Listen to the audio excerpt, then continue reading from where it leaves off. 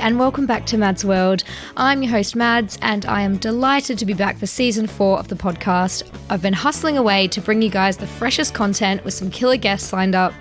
In my time between seasons, I've had more bad dates, more embarrassing stories, and a sobriety relapse, and I can't wait to tell you guys all about it. If you like the show, please remember to subscribe, rate, and review the podcast. I've also created a Facebook group that you guys can all join. I'm hoping to start a little community where we can all share opinions, advice, and stories to be discussed on the podcast.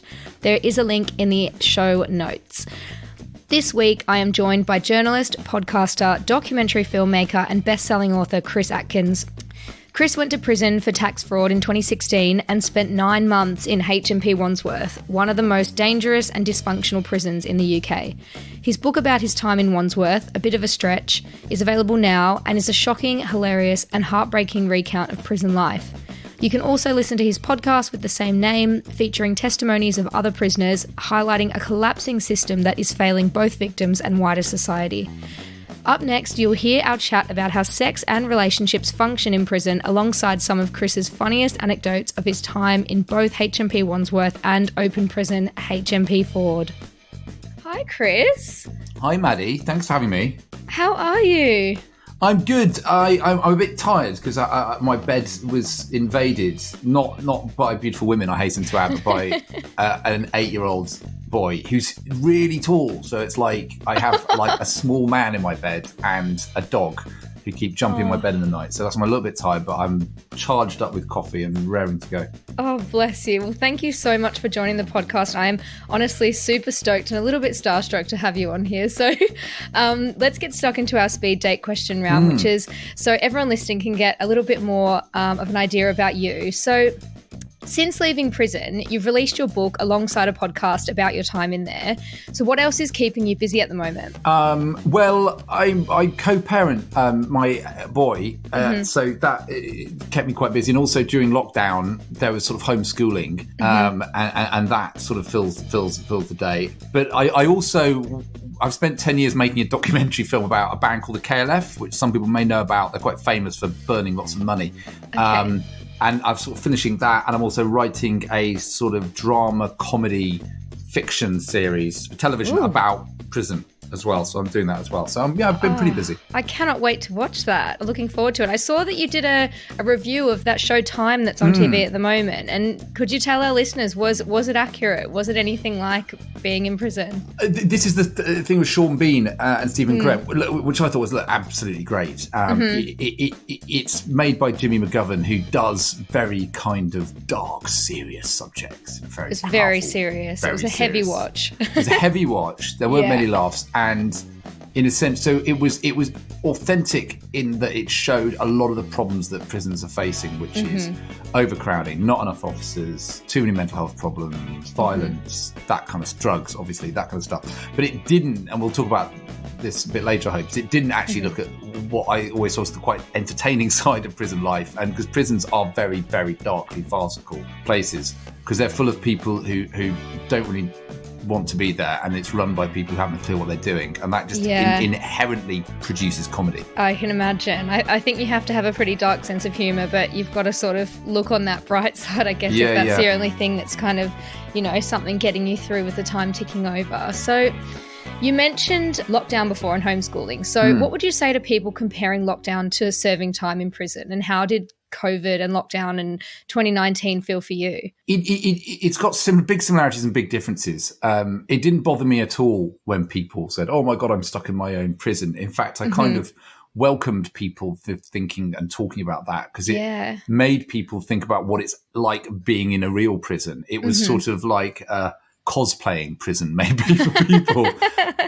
Bougie prison, because you get to hang out with your family in lockdown, and you don't in prison, and you get nice coffee in lockdown. You get wine in lockdown. You don't get that in prison. So, there's big differences. But, having the state say to you, you can't leave this place and you're trapped here and you're staring at four walls and you need to fill the day, is a big similarity. And I welcomed people making the comparison because it made people think about prison when they hadn't thought about prison before. And I think people should think about prison because it's a big subject that affects everyone. Yeah, definitely. And do you know what I really loved, about lockdown?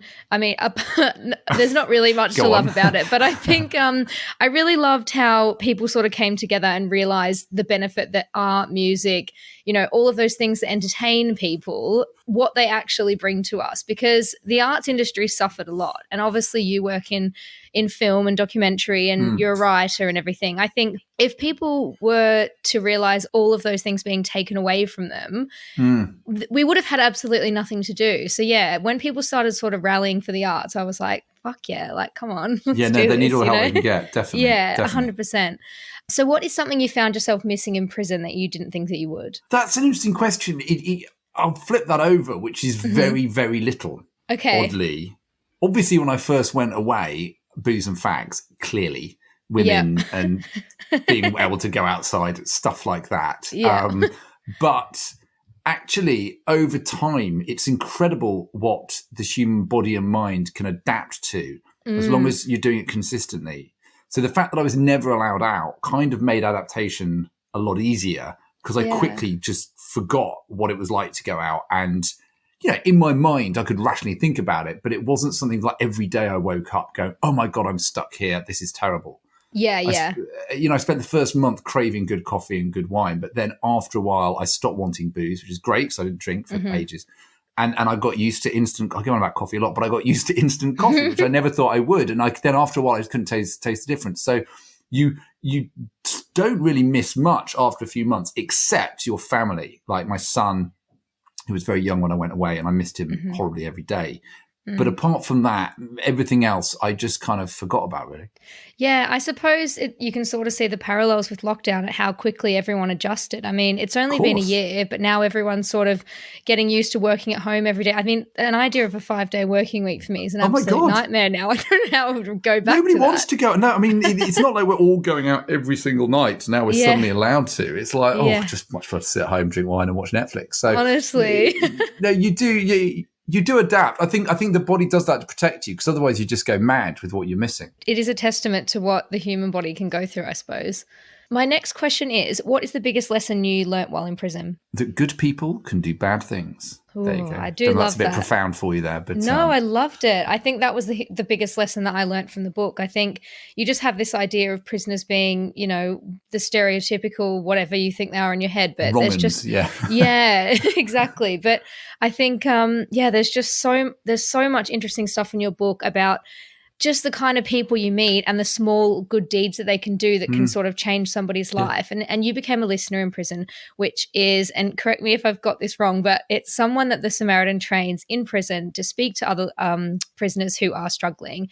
Yeah. And I think, there's just something so amazing about that whole service being put together. And can you tell me more about what you learnt from that experience? Oh, God. I mean, that was extraordinarily humbling. And it's definitely, I think, the most sort of important, worthwhile thing I did. It's a funny thing. Prisons are such odd places because it's the kind of place where small acts of kindness can go far further than they would out in the real world.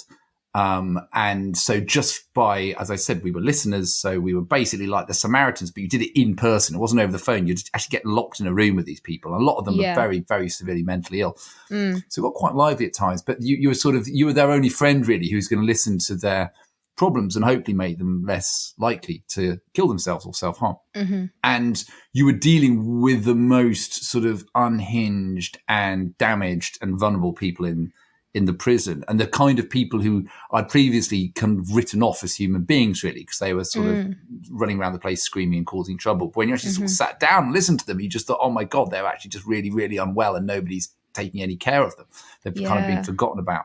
So it made you just really understand that, just because somebody's done something wrong, it doesn't mean that they're necessarily a bad person who deserves to be punished beyond measure. There's often reasons that people have done the things they've done and have ended up in a place like that. And quite often, not for me, I'll put my hands up. I did what I did and it was wrong and I knew it was wrong at the time. But for lots of people, it's not like that. They've just been forgotten about by society. And that's just the inevitable home for them at the end of the day. Yeah. And I think a lot of people, especially people in power in this country at the moment, have this mentality that it's kind of like lock them up, throw away the key. Who cares? They've done the wrong thing and they deserve it X, Y, Z. When really it is everyone's issue, because when they eventually do get out and they haven't been properly rehabilitated or they've still got mental health issues, it becomes everyone's problem again. And because they reoffend so quickly. You're absolutely right. They reoffend straight away, and that creates more victims of crime. Exactly. So I think just having empathy and compassion for people rather than just sort of turning a blind eye, as you discuss in the book so much, is just so key. But yeah, my last question is, what are you most grateful for? Oh, God. I mean, I come back to my son. I don't want to sound corny or anything, but I just come back to my son. I mean, he's in the next room, and no matter like what life throws at you, you just go, oh, I'm still with my son. He's still with me. That's all that really matters. And it doesn't matter if I get this film deal. It doesn't matter if my book doesn't sell well. It doesn't matter if this girl doesn't message me back on a date or whatever after a date. Do you know what I mean? It's like, actually, there are things more important in life than that, and I've got them. So be thankful for that. So I know that sounds really corny, but that is genuinely. No, it's okay. I feel like I know so much about you already. I knew you would have said that because I've read the book. I'm such a stalker, but that's okay. So thank you so much for answering all of those questions. That was really, really interesting. I was wondering, for our story time section, I know you probably have about 5,000 of these stories, but I wanted to know your funniest prison story. Is there one that you tell at dinner parties? Is there one that you just whip out and that's the funniest thing that's happened? I'll cheat here. I'll do 3 small ones. Oh, good. Okay, we love this.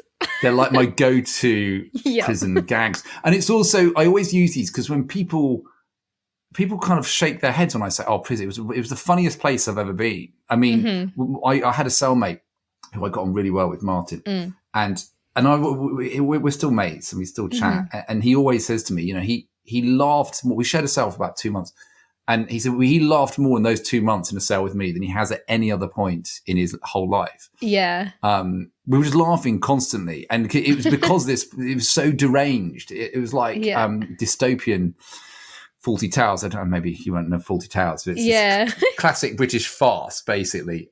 Anyway, so and people say, what do you mean prisons can't be funny? I'll say, well, okay, there's a lot of Muslims on my wing. There's a lot of Muslims in a lot of prisons. And always got on very well with them, but they would always end up in Alcoholics Anonymous. All the Muslims on my wing would go to AA. Which you'd think is a bit crazy because there's one thing about Muslims, they're teetotal and they don't drink. Yeah. But because people were locked in their cells for a huge amount of the day, people would do anything to get out their cell. Just something to do. Just something to do. So these guys all joined AA so they could all hang out together with their other Muslim mates. The AA was always full of Muslims. And they'd always get these badges going 3 months sober. It's like, what do you mean? They're like 30 years sober. They're never drunk.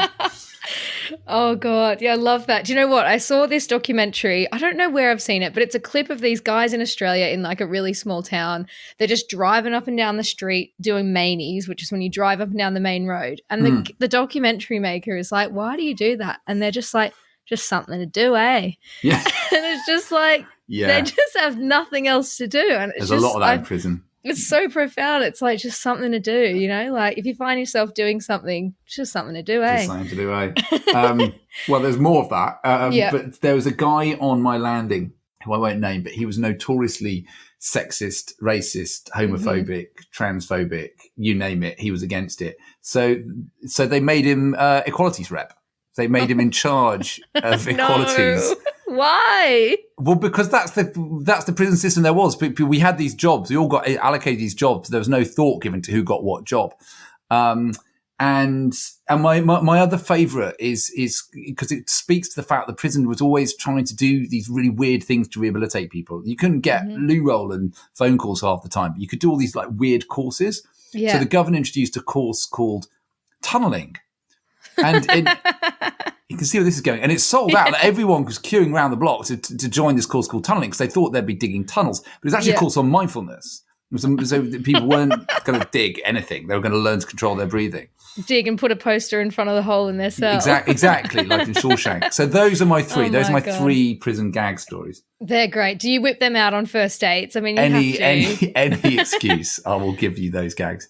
Oh my God, I love it. So your book focused a lot on your time at HMP Wandsworth. So I thought in this podcast we could focus on your time at HMP Ford, which is an open prison, and it's quite a lot more liberal, you were telling me, in terms of sex and relationships. Yeah. So tell me about visitation at open prison.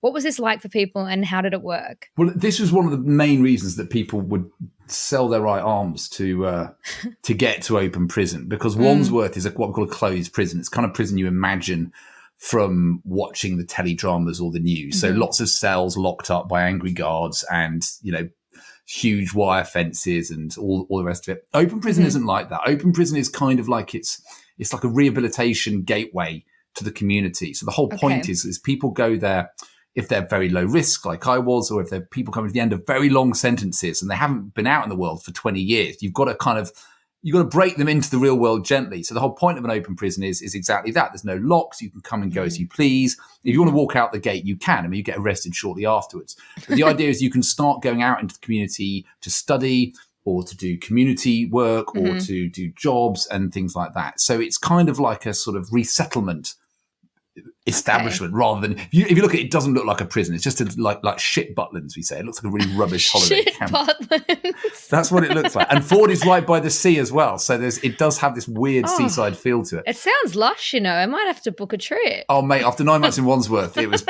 paradise. I can imagine. So it's a it's a deliberately more relaxed environment. And look, if people muck about, if people take drugs and have phones there, which some did, they catch you, they send you right back to proper prison again. So it's sort of a carrot and stick thing. But the one of the main advantages of going to open prison was the visits are completely different. So at closed prison, it's like you've got to sit at your table, you can't stand up, you've got to wear these horrible bibs. Officers are marching around going, no holding hands and all this kind of stuff. Yeah. At open prison, it's like a shabby airport lounge with two officers sat reading a newspaper while everyone kind of gets on with it. You can get and run around with your kids, you can go and buy a coffee. There's more physical contact. So I wasn't in a relationship when I went to prison, which in a way made life a lot easier because that was just one extra thing I didn't have to worry about. But there were obviously lots of guys there who were in relationships with wives and girlfriends. So open prison basically gave them opportunity for a lot more physical contact, a lot more romantic involvement, shall we say.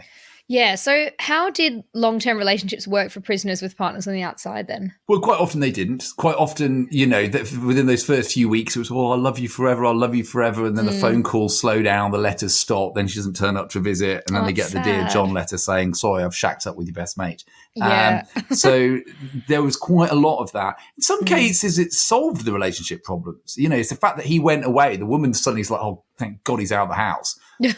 And it made difficult relationships get fixed. Yeah, absence makes the heart grow fonder, doesn't it? Completely.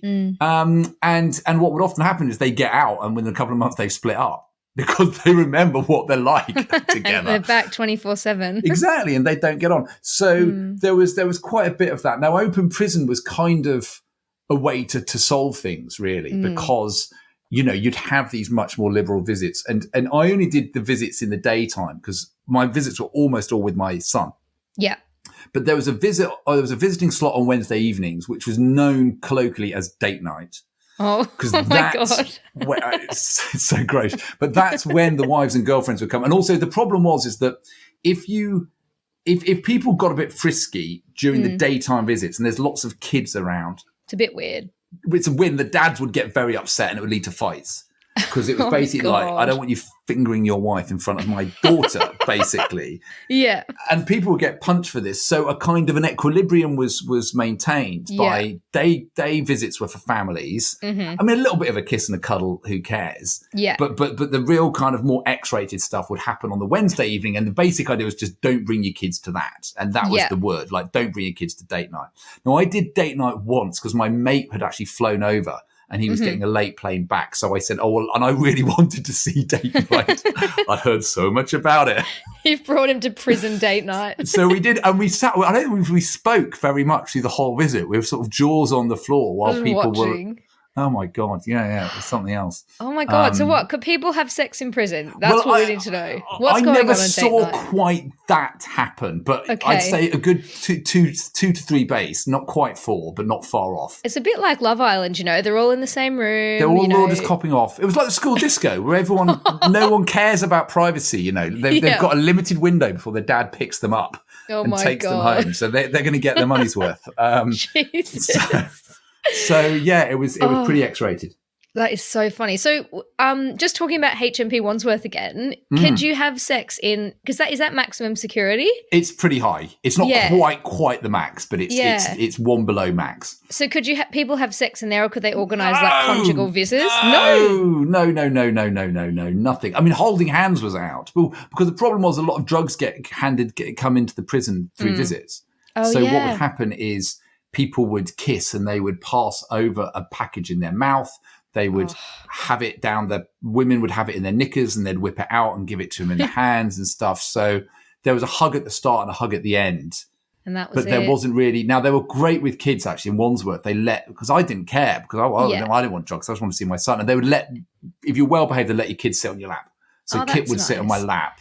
God, people are resourceful, aren't they? Yeah. In the knickers, in the mouth. I mean, exactly. You got to hand it to people. We come up with some good stuff. It reminds me of, sneaking into a festival and trying to get alcohol in or something. Shit you come up with. Yeah. And the capacity that people have. I mean, someone will say, I've got this up. So they'd show me their drug package. I was like, that went up your bum? Jesus Christ. That's huge. What? Jesus. What do you get to put it in there? So there was all that going on. So that meant that even holding hands was a problem. The only time, I'll tell you what, someone I know did have sex in prison, and he it was when we were qualified to be listeners, because you had to do this month's training, and then you had to kind of do all this observation and sit with an experienced listener. It was really full on, the listener training. They took it really seriously in Wandsworth, and it meant that once we were kind of qualified and we were allowed to go out and do listening on our own, all the trainee listeners who had passed the grade, we were allowed this graduation ceremony. I know, it's so surreal, isn't it? I never thought I'd go to a graduation ceremony in prison. And also, the surreal thing was I'd actually missed my own graduation ceremony years and years before, because I was pissed, basically, when I was a student. In uni, I missed my own graduation. And so this was like a way I could finally go to my graduation. And except you're in prison. It's a bit except I'm in prison. It took me going to prison to turn up. But the governor came and gave everyone certificates. It was so cheesy. But the point is you got an extra visit. So that it was like a perk. Yeah. So I got my ex to come and my best friend to come, and they just wanted to sort of see what it was all about. I mean, you'd love to go. I'm just so curious to just check it all out, Yeah, no, because normally they'd only seen the visits hall, but the graduation ceremony was in the chapel, which is in the centre of the prison. So they got to walk through the prison escorted. So I said, look, this is going to be a real eye opener for you.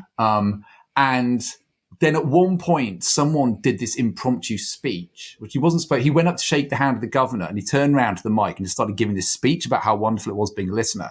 And the officers were going to kind of come and grab him, and they said, "No, you can't grab him. He's like bigging up the listener course." But there was this bit of kind of to do about it, and he finished his speech and went down.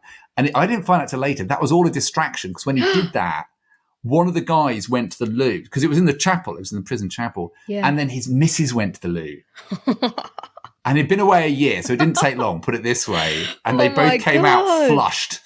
Oh my God, that is such a ruse. And they were supposed to not talk about him. Of course, he told everyone about it. Like the next day, the entire prison knew about this. And it was like, oh my God, you've got a shag in Wandsworth. And like the next day, like the applications for listeners was just like through the roof. Like half the prison wants to be a listener after that. That is diabolical. Props to this guy making up a fake speech on the spot so his friend can get laid. They still talk about this in Wandsworth like 5 years later. He's famous. Yeah. That's amazing.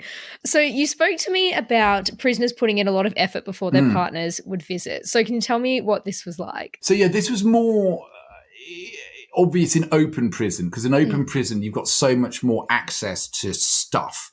And that meant that on my hut, you just knew when it was date night coming up because of the smell, and it was aftershave. And I didn't think people bought aftershave anymore. Maybe it shows I'm sort of this middle class liberal guy. I don't know. I just thought aftershave went out in the 80s. Okay, but no, that's prisons keeping the market going, because it Love was it. just, oh God, but the stench of it. I was like gagging as I walked past people's rooms. Yeah. They were dousing themselves in it. I was like, dude, she's come all the way to see you. You're going to get a hand job. Don't worry. Lashing yourself with Old Spice isn't going to help. But they would all do this. And they would iron their tracksuits. And I again thought, at the point of having a tracksuit, you don't need to iron it, but they'd all iron their tracksuits. So sweet. But then the big thing was going to the gym. So the gym session before date night was massively oversubscribed. And there'd be fights. People didn't get in. There'd be punch-ups because they'd want to go and really work out. So their muscles were all bulging. So they'd look ripped for date night. They'd look ripped. Oh my God. It's like Jersey Shore, gym No, tan really laundry. Yeah. No, it was just such a sight. It was like we'd sort of sit and drink our tea and watch all this unfold in front of us. It sounds chaotic. I love it. The only thing I can compare it to is like going out in Dalston late at night and there's just like random crackheads walking around. There's just people yelling at you. It just like, you just look around, you're kind of like, is this real? Like, is this really happening? You imagine living there. Yeah. Imagine living in that world. Always. It's just like, a sight to behold. People watching is a really fun sport sometimes. Yeah. And what about prisoner and guard relationships? Well, you can get this from Mail Online. It's their kind of favourite story, really. But there's an awful lot of relationships between female officers and male prisoners. Was there? Like a staggering amount, actually. Yeah. Really? And what? Would they be able to have sex? No, they're not allowed to. But would they? Would and they? then what would then happen? Oh, yeah. I mean, just go to Mail Online and just Google. I mean, there's just story after story after story of this. Because they get busted. Because they end up bringing in drugs for them. Oh, they end really? up being besotted with these characters, and then bringing stuff in for them, and then getting caught, and then the not only do they lose their job, but the woman goes to prison. She'll get like a year, and it's not very nice being inside as a prison officer. They don't like you very much. Oh yeah, you'd have to get put in like a special area or something. Absolutely, you get put in with the paedophiles. Oh my god! Just because it's the only way that they can protect them. So it's really, really common. And there was one thing, this didn't happen in Wandsworth, but it happened.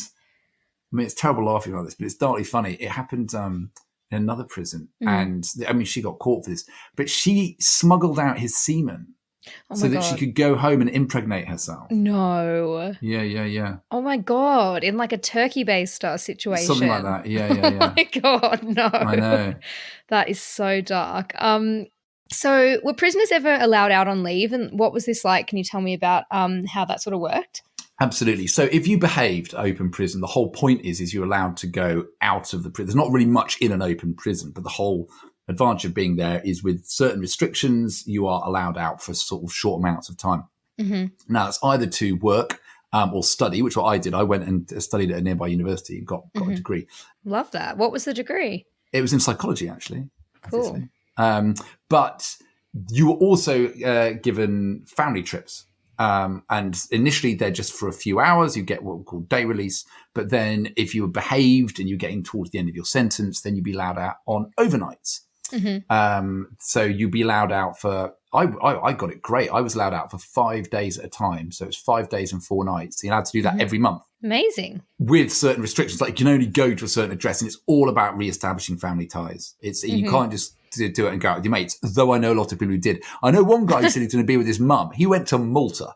Okay, he went on holiday to Malta and came back really tanned. And the officers didn't go, why are you like 10 shades brown? You're supposed to be in Dagenham. Why you got this suntan? People did sort of bend the rules a bit. But what would often happen is the idea of it is sound, because people who have strong family ties and have a family to go back to are much less likely to reoffend than if people are just out on the streets. So the idea is they can rebuild family ties, and quite often it would mean shagging the missus, and the missus. What was often an interesting deal that would happen is the girlfriend or wife would say, I'm going to stick by you, but I'm getting pregnant at the first available opportunity.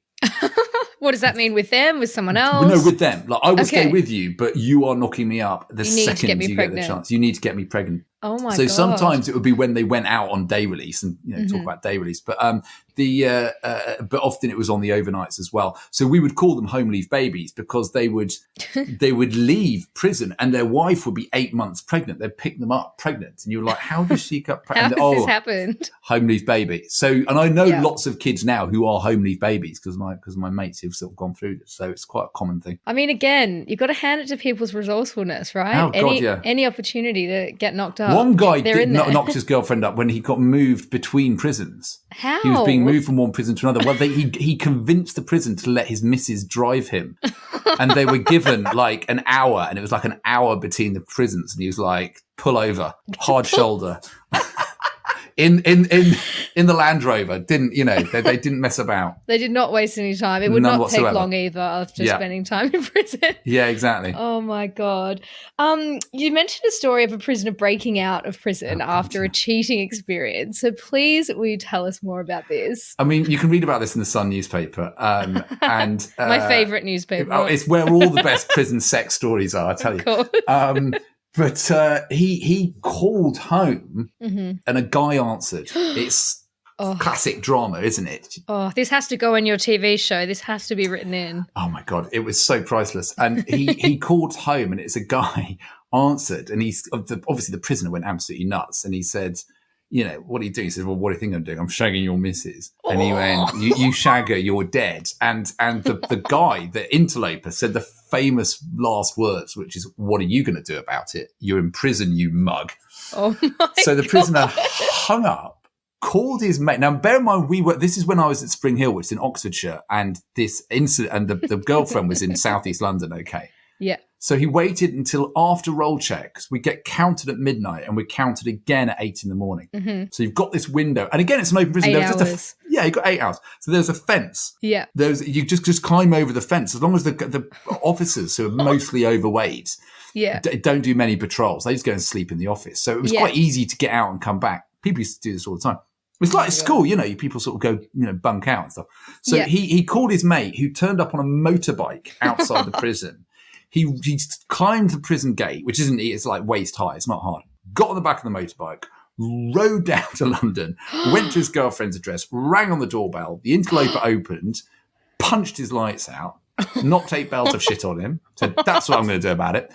Got on the motorbike, rode back to the prison. Oh my God. Snuck back in. Yes. Went down to roll check and signed his name. And about 3 hours later, the police turned up and arrested him because he did it. They're not smart guys. He did it in front of CCTV, and the interloper identified him and said, "Well, he would have definitely known who it is." Obviously. And they go, he's in prison. Let's go and arrest him. And he got bundled back to. Oh, what a romantic story! This has to go into your show, your drama comedy about prison. That's amazing. So I think if you look in the Sun, it was definitely reported about in the Sun at the time. Stunning. Oh, I love that story so much. I don't know if they got back together, by the way. That's the obvious question. I mean, you know what? The climax was him beating the guy up. It's not about the woman, is it? No. So were there some prisoners that had been in prison for so long that they'd never used things like Tinder or dating apps? Oh, loads of them. When I was in Spring Hill, there's a guy my dad knew got released. And this is quite serious. He was obviously in for murder. He'd been away for about 18 years or something. Wow. And he said, he remembered when he went away because 9/11 had just happened. Oh my And he God. still had in his room, he had a mini disc. I don't know if you're old enough to remember what mini discs like a Discman, like a Walkman. Yeah. There's some quite old technology. And he had this huge stack of mini discs in his room and he was taking them all out with him. And I was like, dude, no one has CDs anymore. It's all Spotify, so get with it. So exactly. So it wasn't just even dating apps. They haven't used mobile phones, half of them. Wow. So the idea that they're going out into this kind of brave new world was kind of quite terrifying for them. But they soon adapt, I guess. It's like a time machine. Completely. That is insane. Yeah. So I guess, how did they adjust to adjust to life after that and dating women and stuff? It would be a totally different world. I guess that would be mentally so challenging. It is. But, it's amazing, the obstacles a horny prisoner can overcome. Let's put it this way. So they were initially kind of bewildered by it, then they kind of accepted it, and soon they kind of dived into it kind of head first, really. I'll be totally honest with you, a lot of them would go out and start paying sex workers. That was that was quite a common thing. I think you mentioned in the book that there was like a brothel that was near the prison. Ford. Yeah. For discounts. They For give discounts. discounts. Yeah. So did prisoners sort of forget how to speak to women after their experience in prison, or did you have any experience of that? I mean, you were away for, I think, was it 9 months in total? I was 9 months in Wandsworth, and then I went to open prison, and Yeah. then quite quickly I started going out. So I didn't... Yeah. It was weird when I'll be honest with you, when I first went to Oxford Brookes, and which is the university where I did my degree, it was odd going in. I think I'd been 15 months locked up essentially at that point. And then I was sort of like, there was a little bit of tongue tiedness, but it was also odd because I was a mature student and everyone else on my course was 19 or 20 and I was 43 or something. So that was just odd. Like young people talk a whole different language anyway. So that's strange. And then, but as I said, you just adapt. And after a while I was completely fine. The problem was there were some guys who had been locked up at quite a young age. And they'd been involved in gangs where there's obviously this very kind of toxic masculine atmosphere, very misogynistic, very sexist. Yeah. And that's how they'd kind of grown up. And then they'd been in these gangs and then they'd been sent away, sometimes when they're 16 or 17. Yeah. And then their role models and everything switch from being gang leaders outside prison to gang leaders inside prison. God, yeah. And the only sort of relationships they have are with officers, and there's female officers who, they're sort of trying to catcall and say nasty things to and stuff. So that kind of becomes part of the culture, and they just don't really know how to say, oh, hello, my name's Chris. Would you like to go for a drink or something like that? So there was one particular issue when I was at open prison where there was a group of guys who, again, they'd been let out into the community to do some work in a theatre workshop. And that was in the local town. It was in Bicester, I think. And so they were going out each day to this church hall to devise this theatre show about being in prison and stuff. And it was all really gritty and powerful and everything. But they would go to the corner shop next door to sort of buy tobacco and sweets and whatnot. Yeah. And then when there was a woman who was serving there, and they were basically walking up to her and saying, oh, can we have sex now, please? And, oh, I'm a gangster. I've killed someone, by the way. Do you want to can I give you drugs and stuff? Thinking this is how you chat women up. Yeah, or interact with anyone because they wouldn't know any different. Absolutely horrified and appalled and called the police, and they all got whisked off and bounced off to a closed prison straight away. It's just sad because they're going in there as kids and this is just what they believe is normal behavior. Completely. Pretty devastating. So that was a bit of an issue. I can totally imagine. Yeah. So in terms of like dating post prison, are you completely honest with your experiences with anyone that you've sort of, going out with? Like are most prisoners honest about all of that sort of thing? Or is it a bit like you kind of reluctant to tell people? So when people leave prison, there's a stigma really around just the fact that somebody's been inside. Yeah. And I think it doesn't play well in online dating because I think that's an understandable concern that a lot of women have, that he's going to murder me, which is understandable because things like Sarah Everard happen and women do get killed and are beaten up by strangers. And there's a lot of sexual violence out there, and it's an understandable concern. So I think the fact that someone's like, oh, and I've done this time in prison is like an immediate red flag. And if you don't know anything else about them, you just see that thing like, I've spent 4 years in this prison or whatever. It's like an immediate reason to sort of sack them off. Yeah. So, though on the flip side, dare I say, there are certain women who really like that sort of thing. So, I don't know, the two kind of balance out. But so it's one of those things. But with me, it's a little bit different. I think because I've written the book and because in a way, I don't really have much choice because it was so, A, what happened to me was quite publicised at the time, and B, I spent the last year mouthing off about it to anyone who'll listen to try and promote my book and try and argue for more progressive criminal justice conditions.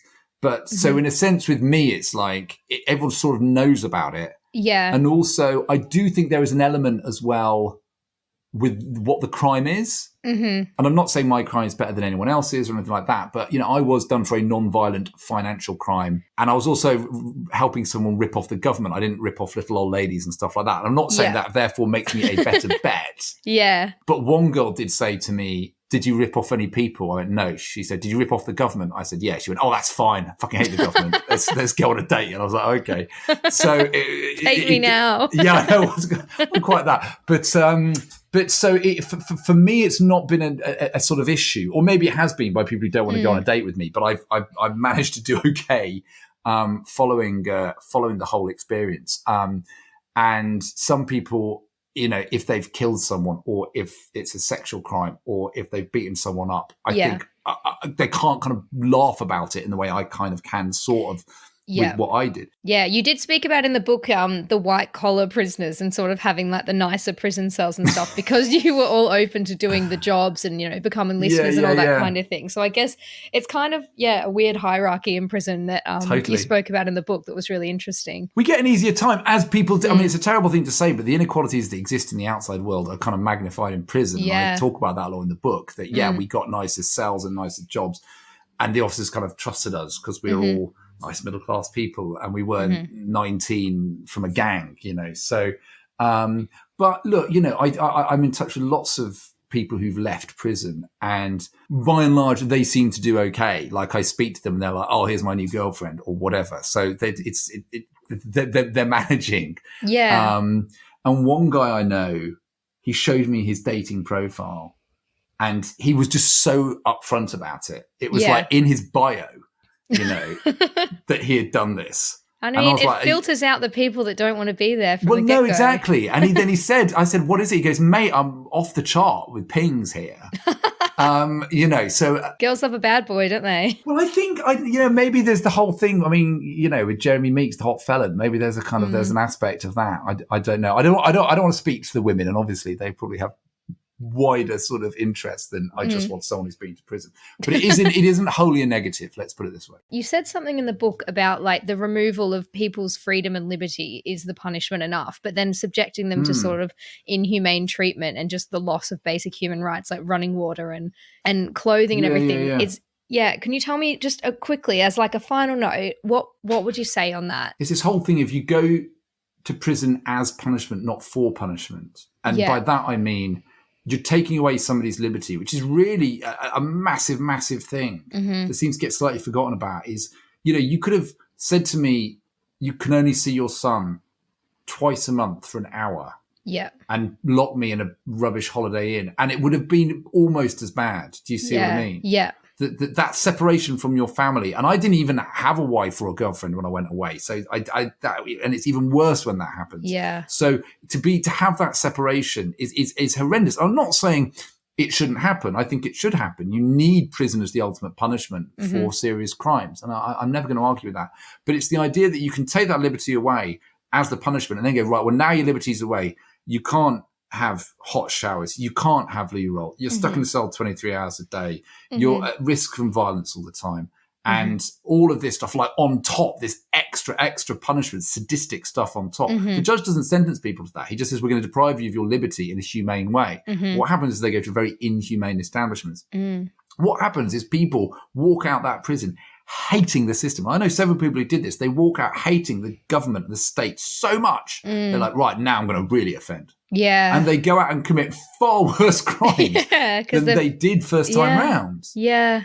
And it's like, who's that helping? Whether people on the outside think that it's what they deserve or not, it's detrimental to those people because they're going to reoffend, and it could be someone it could be you, Completely. And it's like people say, well, what about the victims? It's like, well, how selfish is it for those victims to say, I want to create more victims just like me?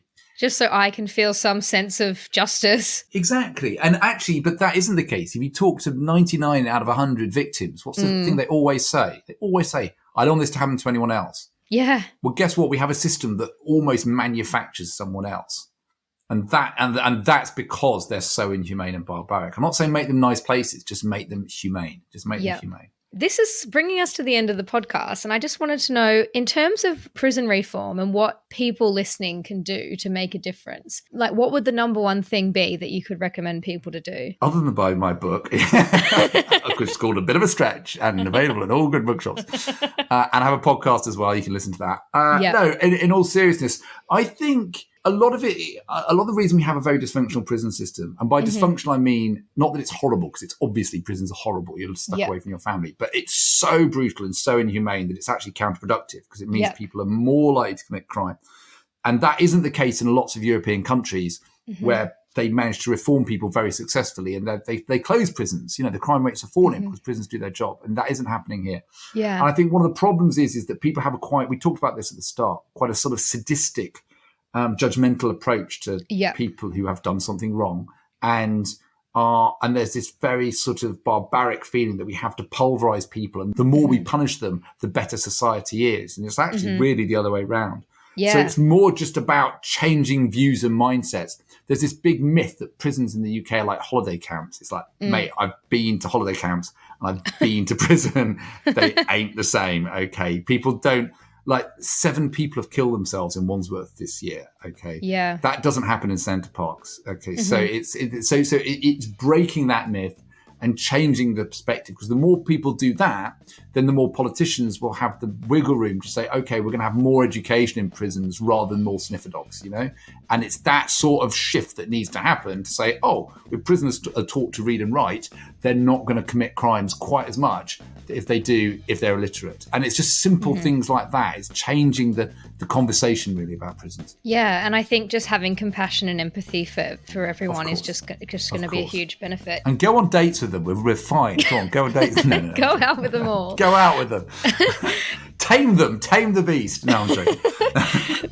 Oh, Chris, well, thank you so much for joining the pod. You've been one of my favourite guests of any episode of Mads World, so I'm very grateful. And if you guys listening want to check out Chris's podcast or his book, I will link both of them in the episode description. It's definitely worth a read. And thank you so much. Thank you for having me. Thank you. I hope you enjoyed my chat with Chris. Please let me know on my Instagram, it's at madsworld.mp3, or my website, madsworld.co, if you have any stories, thoughts, or opinions of your own to share. Love and elbow taps. Peace.